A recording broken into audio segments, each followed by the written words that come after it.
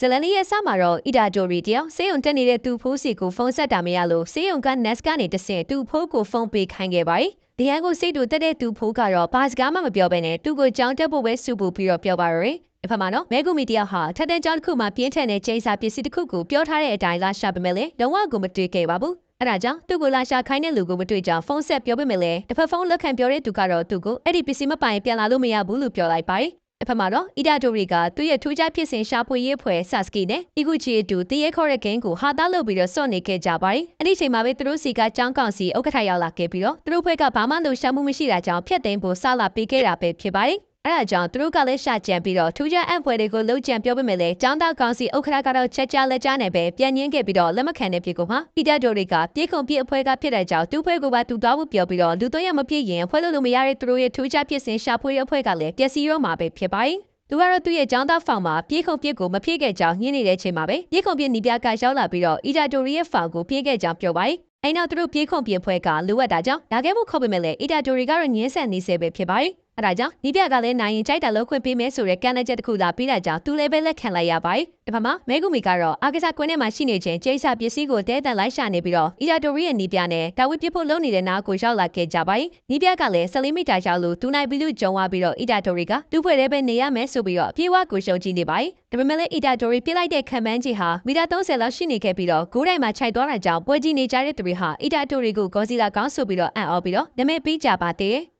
ကြည့်နေတဲ့မဲကူမီကလည်းကျိန်စာစွမ်းနေမပါဘဲနဲ့အဲ့ဒီလောက်တန်မာနေတာကြောင့်အံ့ဩပြီးတော့ကြည့်နေခဲ့ရပါတယ်။စူဆန်ရှာဘွေရဲ့အဖွဲ့က2ယောက်ကလည်းသူတို့အဖွဲ့မှာနေရထက်အကစားအဖွဲ့မှာနေတာပူတင်တော်ရဲဆိုပြီးတော့ပြောကြပါတယ်။ခေါင်းမတက်တဲ့အီတာတိုရီကလည်းစူဆန်ရှာဘွေရဲ့အဖွဲ့မှာပဲနေမယ်ဆိုပြီးတော့ပြောလိုက်ပါတယ်။နိုင်ကိုကြည့်လိုက်တော့9နာရီထိုးကနေပြီဖြစ်တာကြောင့်သူလည်းပဲလွယ်ကိုကောက်လွယ်ပြီးတော့အမြန်ဆုံးနည်းနဲ့ပြေးရပါတယ်။သူပြီးသွားတဲ့အချိန်မှာမဲကူမီကသူ့စီမှာကျိန်စာနဲ့ရနေတာကြောင့်တားလိုက်ပေမဲ့လည်းမြန်လွန်းတဲ့အီတာတိုရီကတော့ဘာစုဘာမှကိုမချပဲနဲ့ကန်းနေအောင်ပြေးခဲ့ပါတယ်။အိမ်နောက်မှာတော့ပန်းဆိုင်မှာပန်းဝယ်ပြီးတော့သူ့ဖိုးစီကိုသွားခဲ့ပါတယ်။သူ့ဖိုးကတော့သူ့ကိုပွားစီလုပ်ပြီးတော့သူမိဘအကြောင်းတွေကိုပြပြောပြချင်နေပေမဲ့လည်းအီတာတိုရီကတော့မသိချင်တော့သူတို့နှစ်ယောက်လည်းညှိခုံရပါတော့တယ်။အိမ်နောက်တော့သူ့ဖိုးကသူ့ကိုလူတွေကိုကယ်နိုင်တာအောက်ခဲ့ပြီးတော့သူ့လိုမဖြစ်စေနဲ့လို့ပြောကဆုံးပါသွားခဲ့ရပါတယ်။အဲဒါကြောင့်အီတာတိုရီကလည်းသူ့ဖိုးကိုတေးစီရင်တွေ့ပြီးတော့စာပနာကျေးပပေးဖို့လုပ်နေတဲ့ချိန်မဲကူမီရောက်လာခဲ့ပါတယ်။အိမ်နောက်သူ့စီမှာရှိတဲ့ကျိန်းစာတင်ပစ္စည်းကိုတောင်းခဲ့ပါတယ်။ဒီကျတဲ့အီတာတိုရီကလည်းမဲဂူမီကိုပြီးတော့တူချိုမှာနှစ်စင်လူတွေထောင်ချီတေဆုံးနေရတာကကျိန်းစာရီနဲ့တက်ဆိုင်ပြီးတော့လူသားတွေကသူတို့ကြောင်းရမှုတွေကိုကောက်ွယ်ဖို့ကျိန်းစာတင်ပစ္စည်းတွေဆောင်ထားကြရကနေပြီးတော့နှစ်တွေကြာလာတော့ကျိန်းစာရဲ့စီးတွေကရှော့လာပြီးတော့တခြားကျိန်းစာတွေကိုဖိတ်ခေါ်တယ်လို့ဖြစ်ကပြဿနာတွေလို့ရှင်းပြခဲ့ပါတယ်။အီတာတိုရီတို့စီမှာရှိတဲ့ပစ္စည်းက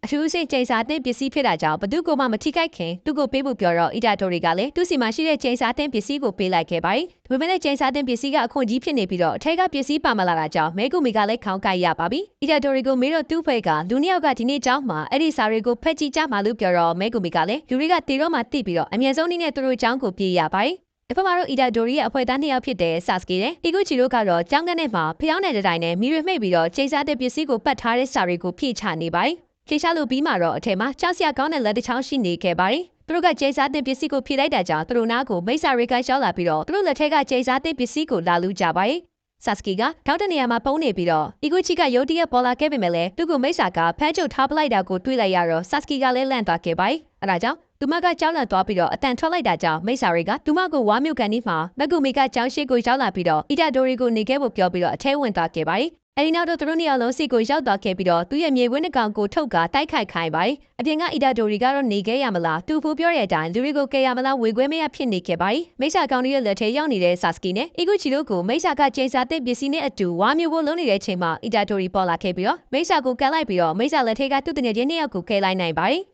အိမ်နောက်တော့မဲကူမီကကျိန်းစာတဲ့ပစ္စည်းတွေကိုစားလိုက်ရင်မိတ်ဆာတွေကစွာပူများလာတယ်လို့ရှင်းပြပါတယ်။အဲဒီကျိန်းစာတဲ့ပစ္စည်းကိုမဲကူမီရဲ့ထဲကိုပေးဖို့လုံနေတဲ့အချိန်မှာပဲရုတ်တရက်မိုးပေါ်ကနေပြီးတော့မိတ်ဆာကောက်ပေါ်လာပြီးအီတာတိုရီစီကနေပြီးတော့ကျိန်းစာတဲ့ပစ္စည်းကိုလူယူပါတော့တယ်။မဲကူမီကအဲ့ဒီမိတ်ဆာကောင်ကိုတိုက်ခိုက်ပေမဲ့လည်းမိတ်ဆာကောင်ကအင်အားကြီးနေတာကြောင့်မဲကူမီကလည်းရှင်းပြီးတော့မတိုက်ခိုက်နိုင်ဖြစ်နေချိန်မိတ်ဆာကောင်ကသူ့ကိုကြောင်းပြင်ဘက်ထိကိုကန်ထုတ်လိုက်ပါတယ်။မဲကူမီကလည်းရှင်းပြီးတော့မတိုက်လိုက်နိုင်ဖြစ်နေတာကြောင့်အီတာတိုရီကိုသူ့တကယ်ချင်းတစ်ယောက်ကိုပါခေါ်ပြီးတော့ပြေးခိုင်းခဲ့ပေမဲ့လည်းအီတာတိုရီကောင်းထဲမှာသူ့ဖိုးပြောခဲ့တဲ့လူတွေကိုကဲပါဆိုတဲ့စကားတက်ကပဲထက်ကပဲ့တင်တန်ဖြစ်နေခဲ့ပါတယ်။အဲ့ဒီစကားကြောင့်ပဲသူမထွက်သွားနိုင်ဖြစ်နေခဲ့ပြီးတော့မိတ်ဆာကောင်နဲ့အတေးကြီးတိုက်ခိုက်ရပါတော့တယ်။အဲဒီနောက်မိတ်ဆာကောင်ကလည်းအီတာတိုရီကိုကင်ပေါက်လိုက်တော့သူ့လက်ထက်ကကျိန်းစာတဲ့ပစ္စည်းကလွင့်ထွက်သွားရပါတယ်။ အဲ့ဒါကိုအီတာတိုတွေကသူ့လက်နဲ့ချောင်းလုံးကိုချုပ်ခံထားရတော့ပါဇက်နဲ့ပဲဖမ်းလိုက်ကြပါတယ်မဲဂူမီကိုလည်းပေးလို့မရတဲ့ပြေကိုမှမိစ္ဆာကစားလိုက်ရင်စွာရီကြီးတော့မှကြောင့်ရွေးချယ်စရာမရှိတဲ့အီတာတိုတွေကတော့ခြေစားတင်ပစ္စည်းကိုသူ့ပါဇက်ထဲပဲထည့်ထားလိုက်ပါတယ်အဲ့ဒီခြေစားတင်ပစ္စည်းရဲ့စွမ်းနဲ့ပဲမိစ္ဆာကိုတစ်ချက်ထဲနဲ့အမောက်သိမ်းလိုက်နိုင်ပြီးတော့သူခန္ဓာကိုယ်ကခြေစားတင်လက်ချောင်းပိုင်ရှင်စကူနာကထိန်းချုပ်သွားခဲ့ရပါတယ်အဲ့ဒါကြောင့်လည်းမဲဂူမီကလည်းအီတာတိုရီကိုမိစ္ဆာဖြစ်သတ်မှတ်ပြီးတော့တိုက်ခိုက်တော့မဲ့ချိန်မှာစကူနာဖြစ်ပြောင်းနေရကနေပြီးတော့အီတာတိုရီဖြစ်ကိုပြန်ပြောင်းတော့ခဲ့ပါတယ်အဲ့ဒါကြောင့်မဲဂူမီဟာလည်းဘယ်ဟာကတိုက်ခိုက်ရမလဲဆိုပြီးတော့ဝေခွဲမရဖြစ်နေခဲ့ပါတယ်အဲ့ဒီချိန်မှာပဲကိုဂျူရောက်လာပြီးတော့အချင်းလေးကိုမင်းညက်ခဲ့ပါတယ်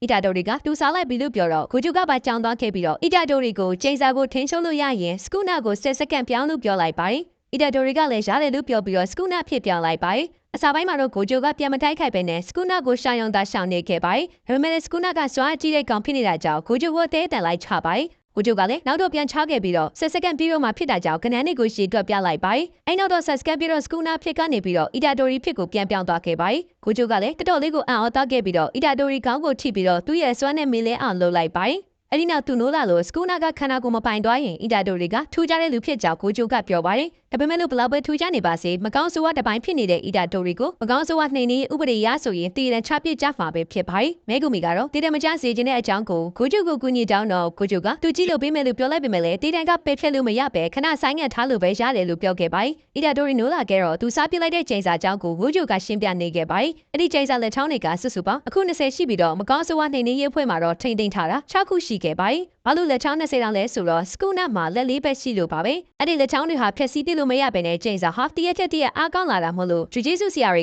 ကကြကြထင်းထင်းထားနိုင်မှာမဟုတ်ပါဘူးကျိန်းစာဟာအီတာတိုရီတေတာနဲ့တည်သွားမှာမဟုတ်လို့သူ့ကိုလက်ချောင်းခု20လုံးစားခိုင်းပြီးမှတည်တဲ့ချမှလည်းဖြစ်ပါတယ်နောက်တော့အီတာတိုရီဟာစေးရုံကိုသွားပြီးတော့အီဂူချီကိုတရင်သွားမိပေမဲ့လည်းသူကတတိပြန်မလဲလာခဲ့သေးပါဘူးဆာစကီကတော့ဓာတ်ကြောင့်တက်ဖို့ခေါ်ခဲ့ပေမဲ့လည်းသူမအပြစ်လို့တွေးပြီးတော့ငုံနေခဲ့ပါတယ်ပြီးတော့သူမတို့ကမကောင်းဆိုးဝါးတွေကိုတိုက်ခိုက်တာခံရကြောင်းအီတာတိုရီကိုပြောတော့အီတာတိုရီကအတားဟာကျိန်းစာကောင်းနေဖြစ်ပြီးတော့ကျိန်းစာလက်ချောင်းရဲ့စွမ်းကြောင့်စစ်ခုတ်တလို့ဖြစ်ခဲ့တာကြောင့်သူ့အမှားလို့ပြောခဲ့ပါတယ်နောက်နေ့ကျတော့အီဂိုဂျီကိုကူပြီးမဲ့လူလာမဲ့အကြောင်းကိုပြောပြီးတော့သူကတော့ထွက်လာခဲ့လိုက်ပါတယ်နောက်တော့သူဖိုးကိုမိတကျုံနေရင်းနဲ့ကိုကျုံနဲ့အတူစကားပြောရင်းနဲ့သူ့ဖိုးဟာကျိန်းစာကောင်းတွေကြိုက်ခိုက်တာခံရတာများလားလို့အီတာတိုရီကမေးခဲ့ပါတယ်ဂျီဂျိုကတော့ကျိန်းစာကောင်တွေကိုတိုက်ခိုက်တာခံရရင်စုပ်ပြတ်တက်နေတဲ့အလောင်းကန်ရရင်တော့မှကန်ကောင်းတာဖြစ်ပြီးတော့စကုနာရဲ့ခြံခဲ့တဲ့လက်ချောင်းတွေကိုရှာရင်အီတာတိုရီတိလာလိမ့်မယ်လို့ပြောပါတယ်သူကိုယ်တိုင်ကလည်းအဲ့ဒီလိုဖြစ်သွားနိုင်တာကြောင့်တီတန်ကိုနားဆုပ်ချင်တာဒါမှမဟုတ်ရင်အခုချကြခြင်းလားဆိုပြီးတော့မေးခဲ့ပါတယ်အီတာတိုရီကလည်းသူ့ဖို့နောက်ဆုံးစကားအရလူတွေကိုကဲတင်ချင်တာမို့လို့ဂူဂျိုစီကနောက်ထပ်လက်ချောင်းတစ်ချောင်းကိုတောင်းကမြူးချပစ်လိုက်ပါတယ်အဲ့နောက်တော့စဝါရနာကျင်မှုကိုတောက်ခံပြီးတော့စကုနာကိုထွက်မလာအောင်ထိန်းလိုက်နိုင်ခဲ့ပါတယ်အဲ့နောက်တော့စကုနာရဲ့လက်ချောင်းတွေအကုန်လုံးကိုစားပစ်ဖို့ဆုံးဖြတ်ခဲ့လိုက်ပါတယ်အဲ့ဒါကြောင့်ဂူဂျိုကတူဂျိုကိုသွားဖို့ထုတ်ဖို့တွေပြင်ဖို့ပြောလိုက်ပါတယ်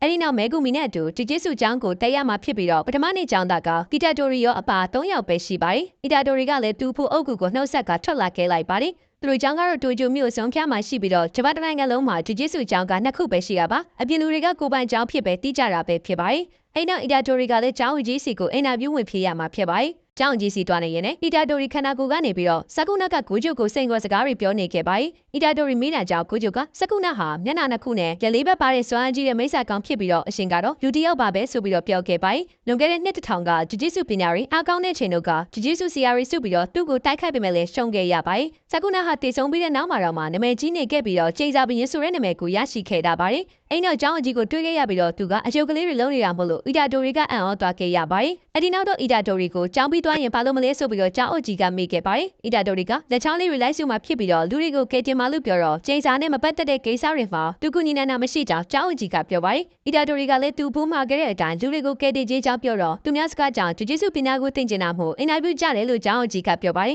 ကျောင်းအကြီးရဲ့ရုပ်တွေဟာတာမန်ရုပ်တွေပဲမဟုတ်လို့သူ့စွမ်းနဲ့လုပ်ထားတဲ့ကျိန်းစာရုပ်တွေဖြစ်ပြီးတော့အီတာတိုရီကိုစတင်တိုက်ခိုက်ပါတော့တယ်အီတာတိုရီအပြည့်မဲ့ကိုမဖြေနိုင်မချင်းအဲ့ဒီရုပ်ကအီတာတိုရီကိုတိုက်ခိုက်နေမှလည်းဖြစ်ပါတယ်ကျိန်းစာနှင်းနှင်းနဲ့လို့ဆိုတာအန်ရများတာကြောင့်အကြောင်းပြချက်ခိုင်မာမှာဖြစ်ကြောင်းကိုကျောင်းအကြီးကပြောလိုက်ပါတယ်တေတန်ကိုဆိုင်းငံ့ထားခြင်းလို့ဆိုမှရှော့အောင်မယ်တေသွားရင်လည်းအဖိုးကြောင့်တည်ရဲဆိုပြီးတော့အပြစ်ပြောမှလားဆိုပြီးတော့ပြောလိုက်တော့အီတာတိုရီကလည်းစိတ်ထဲကအမှန်တရားလို့ခံစားသွားခဲ့ရပါတယ်အီတာတိုရီကလည်းကျောင်းအကြီးပြောစကားကိုနားထောင်ပြီးတော့ကြွေဝင်နေတော့ကျိန်းစာရုပ်ကသူ့ကိုလက်သီးတစ်ချက်ကျွေးလိုက်ပါတယ်အဲ့နောက်တော့တေတန်ကနေလွတ်မြောက်လာရင်တော့မှလူရီတည်သွားတာကစကူနာကျောင်းဆိုပြီးတော့ဒီတိုင်းတွေးနေနိုင်မလားဆိုပြီးတော့ကိုဟာကိုပြန်မေးလိုက်ပါတယ် အဲ့ဒီနောက်တော့ကျောင်းအကြီးကိုဘယ်တော့တင်မလဲမသိပေမဲ့လည်းရှင်ရဲ့နဲ့နောင်တော့မရချင်ဘူးလို့ပြောလိုက်တာကြောင့်ကျောင်းအကြီးကလည်းသူ့ဖြေကိုသဘောကျပြီးတော့ကိုကျိုကိုအဆောင်နေဖို့လိုက်ပြခိုင်းလိုက်ပြီးတော့တခြားအရာတွေရှင်းပြဖို့ပြောလိုက်တော့အီတာတိုရီကလည်းကျောင်းသွားချိန်ကျောင်းဝလက်ခံလိုက်ပြီးဖြစ်ကြောင်းပြောပြလိုက်ပါတယ်။အီတာတိုရီရဲ့အခန်းကတော့မဲဂူမီရဲ့ကမ်ပိန်းနာမှာဖြစ်ပါတယ်။အဲ့နောက်ကိုကျိုကသူ့ကိုတိုက်ခိုက်ဖို့မလိုကြောင်းပြောပြီးတော့စကူနိုင်လက်ချောင်းတွေကိုသူနဲ့မဲဂူမီကပဲယူလာမှလို့ပြောလိုက်ပါတယ်။အီတာတိုရီကတော့ပမင်မမဲတိုက်ခိုက်လာရတယ်မဲဂူမီတို့ကိုမမြင်ချင်တာကြောင့်သူပါတိုက်ခိုက်မဲဆိုပြီးတော့ကိုကျိုကိုညင်ပါတယ်။အဲ့နောက်တော့အီတာတိုရီရဲ့ခန္ဓာကိုယ်ရဲ့ကစကူနာကိုရိုက်ကသူ့လက်ချောင်းတွေရှိတဲ့နေရာကိုလက်ပြပေးလိုက်မယ်လို့ပြောတော့အီတာတိုရီကတော့တိတ်ပြီးတော့မယုံချင်ပါဘူး။အဲ့နောက်တော့ဘေးခန့်ကမဲဂူမီနဲ့တွေ့ပြီးတော့ကိုကျိုကမနှက်ပြန်ကြရင်သူတို့ရဲ့3ယောက်မြောက်ပထမနှစ်လေးကိုတွားကြိုရမယ်လို့ပြောပါတယ်။ဒီဖက်မှာတော့စပင်ဝါရောင်နဲ့ကမ္မလေးတယောက်ကရထားပေါ်မှာမိုးစားနေရင်နဲ့သူမရဲ့ကြီးလေးရွာတွေကိုစွန့်ခွာပြီးတော့သူကျိုကိုလာရတော့မှကြောင်ပျော်ရွှင်နေရင်းနဲ့ပဲဒီပိုင်းလေးကလေးဒီမှာနေပဲပြီးဆုံးသွားခဲ့ရပါတယ်။အစိုးရတ िश ူပေးကြလို့အားလုံးကိုကျေးဇူးတင်ပါတယ်။နောက်တစ်ပိုင်းမှာပြန်တွေ့ကြရအောင်။